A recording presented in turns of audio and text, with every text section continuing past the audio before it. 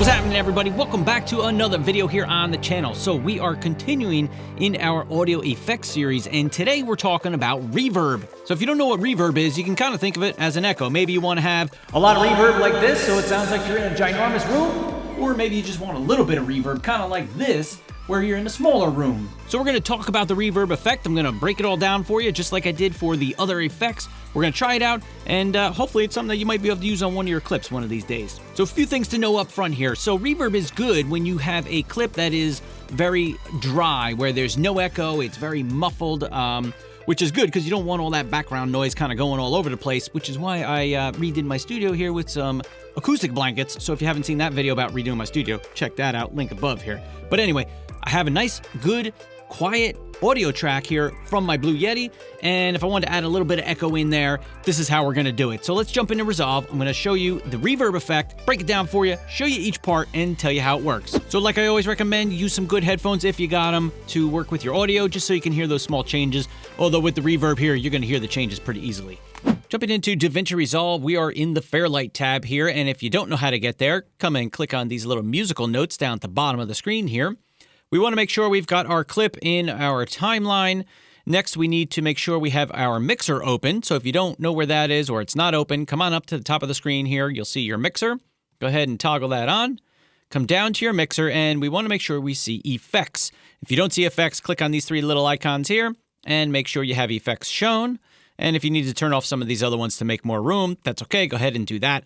And you should be able to use your mouse wheel to scroll up and down here and find effects. So the first thing we want to do is add the effect onto our track. Now, real quick, you can add this onto a specific clip or onto a track. I'm going to be showing you how to do it on a track here, but it's going to be very similar to add on a clip. You're just going to drop the effect on the clip, and then you can go make the same adjustments you're going to see us do here. But for this example, we're going to be putting it on the entire track. So go ahead and click on the plus in the effects. We want to come on down to Reverb, Fairlight, and we have Reverb right here. So go ahead and click on that. And that's going to bring up the Fairlight effect window for you. So now we're going to run over this window real quick. I'm going to explain it all to you. I'm not going to get too into everything because I don't want to bog you down and confuse you and all that kind of stuff. Let's start running through this window here. At the top, as always, we have our reset button and three little icons with our lock plugin window and our preset manager. Next, we have the plus, which allows you to add in your own presets. And there are some presets that are already made here in DaVinci Resolve. You can go ahead and click on that, and you can see there's different options here. And this is what we're going to be working with here, but you can create whatever you want and save it. But we'll work with some of these samples that are already in here. These buttons right here allow you to cycle through the effects that are already saved.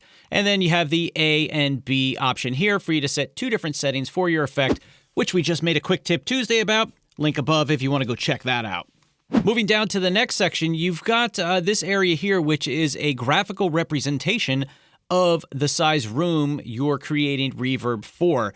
So you can move this around and change it however you want by grabbing the corners, and that's going to affect how the reverb sounds. Or if you just use some of the presets, you're going to see it already makes the change for you and kind of shows you what the room looks like. For example, studio is a small room, whereas if we go to cathedral, it's a huge room. So you can play with that to get different types of reverb sounds. Moving to the next section here, we have another graphical representation of our reverb.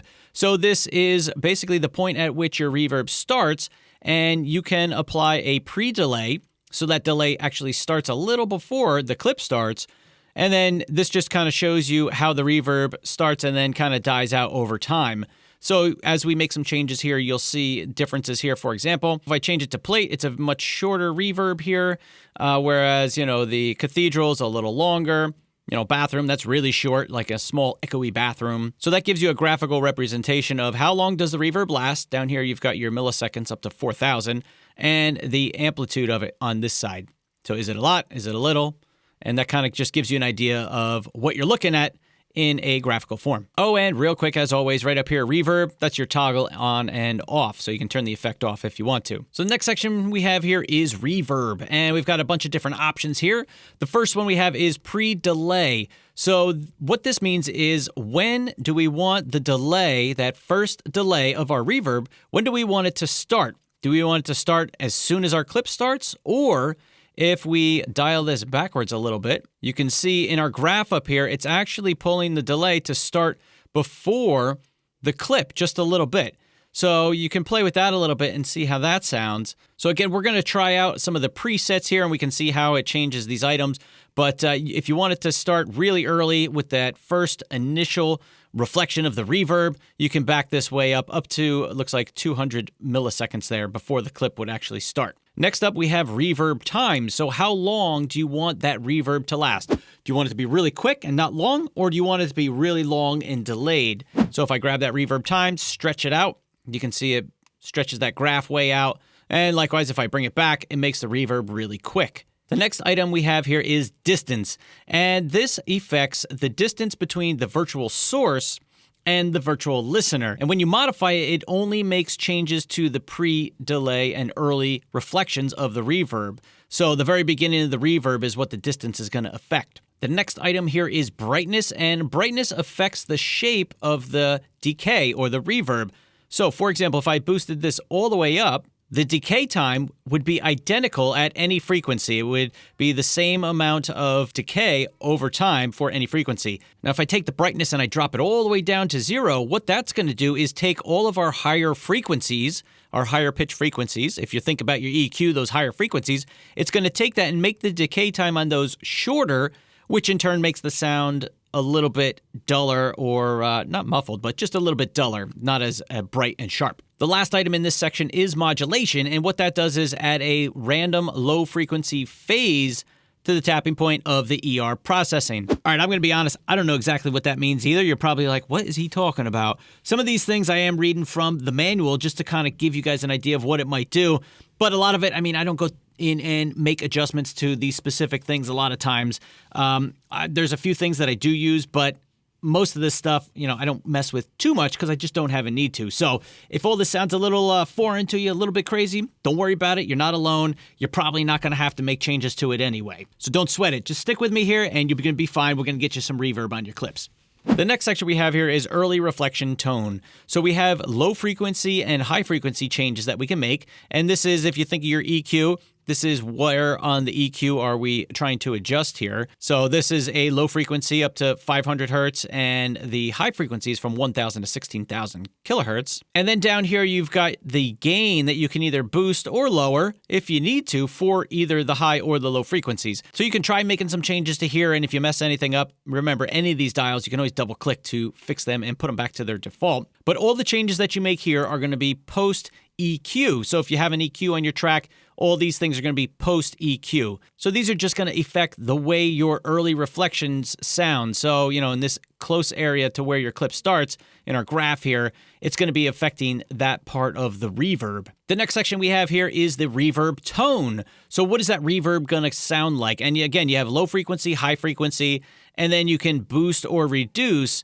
the gain for those areas. So this is going to affect the tone of the reverb and the end of the reverb. How does that reverb end? What does the tail of that reverb sound like? And again, you could just play with them, try them out, see what works, what doesn't, and try and find whatever works good for your clip. The next section we have here is output, and the wet and dry mix right here is probably going to be one of the things that you use the most in this window. A lot of times I leave these other settings just as they are, but when you want to affect the amount of reverb in your clip, for example, you know, it's so echoey, it's just too much, it's over the top. You need to dial it back a little bit. Well, you can drag the wet-dry slider back down, because dry is there's no effect applied to the clip. And if you boost it all the way up, that's 100% of the reverb effect is applied to your clip. And you're going to see what I mean in a second here when we get going on our example. The next item we have here is direct, and direct affects the amount of the direct level that goes into your final mix. So if I roll this back and forth here, you see that white line is going up and down. So you can see 0 is our full signal, right? And if we back that down, that line gets less and there's less of our signal going into it. So you can try that out and see what that does. The next item here is ER, and ER stands for early reflection level. And this adjusts the early reflections to the mix in your final signal that comes out of this effect. The next one is reverb, and this affects the overall amount into the final signal of the effect. All right, so now we ran over the whole window here. Like I said, a lot of it might be confusing. Don't worry about it. Don't sweat it. We're going to jump into using some of the presets here now so you can hear how the reverb works and how we can make some minor changes to make it work better for us here. All right, so we've got our reverb on our track. So I'm going to choose Cathedral from my preset menu here, and I actually want to loop this. So I'm going to come here, loop, And I'm just going to select this range here so we can hear the part I want to add the reverb to. So now we want to play through the clip and we're going to listen to how it sounds, and I'm going to show you how to make some minor adjustments to make it fit what we want a little bit better. So we've got our cathedral. We know it's going to sound like we're, in a big room. So let's play through the clip and see how that sounds. So you can see what I mean. Lots of echo in there, lots of reverb. So here's what I would do. I would come and grab your wet dry mix and back that guy down. We're going to come down to say 50%. And now I'm going to just adjust it a little bit to see how I can get the sound that I want. So I'm going to play through and loop this, and we're going to change it a little bit and see how it sounds. So if you don't know what reverb is, you can kind of think of it as an echo. Maybe you want to have a lot of reverb like this, so it sounds like you're in a ginormous room. So if you don't know what reverb is, you can kind of think of it as an echo. Maybe you want to have a lot of reverb like this, so it sounds like you're in a ginormous room. So if you don't know what reverb is, you can kind of think of it as an echo. Maybe you want to... So you can see as we change this reverb here, it's actually reducing the amount of reverb, whereas the wet dry mix says how much of, the effect do we want applied on our track. So I would just play with these so I can get the effect that I want.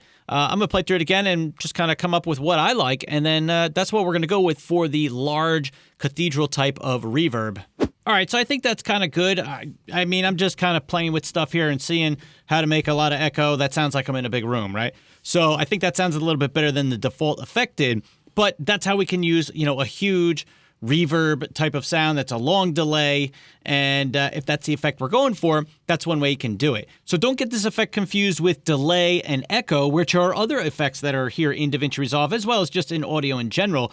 And we'll get to those in a future video and cover them the same way that we're covering this. And they do give you some distinctly different sounds. So maybe at some point we'll try, a clip with reverb, delay, and echo just to kind of see how the effects change the sound a little bit of our audio clip. So now let's move on to the other clip I had in the beginning there, just to hear a shorter duration reverb and see how that sounds, kind of like we're in a small room. So I'm just going to highlight my next little section here, bring that, and now let's say for this reverb, bringing our window back here, let's see, we want to do, I don't know, let's go with a small Studio 1 and see how that sounds. Now you can see the difference here. So obviously the reverb is not going to last that long if we look at our graph, whereas our other one came all the way down to 4,000 milliseconds. So it's not going to be that long. Let's listen and see what we got.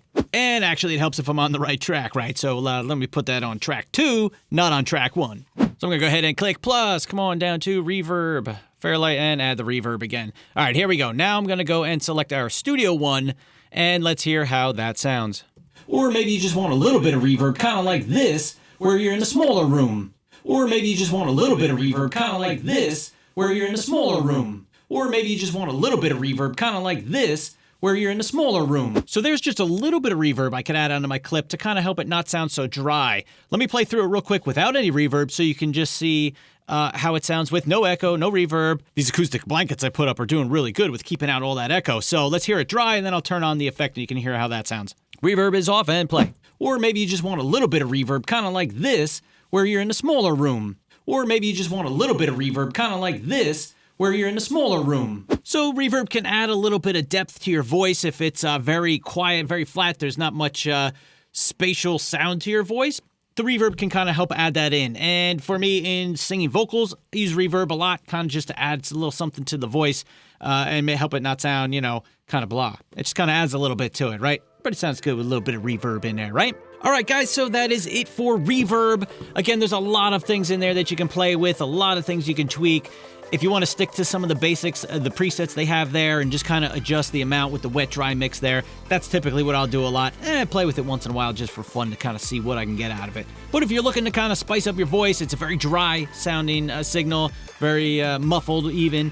Go ahead and try throwing a little reverb on there and see how that works out. So if you guys have any questions about reverb, feel free to leave a comment down below. Hope you're liking this audio series. We've got a bunch more effects to go through here in the Fairlight page, because if you guys are like me, I love me some good audio, right? So I want to thank you guys for watching. Oh, if you liked the video, give it a thumbs up. Subscribe to the channel if you haven't already. That little bell. And I look forward to seeing you guys in the next video. Peace.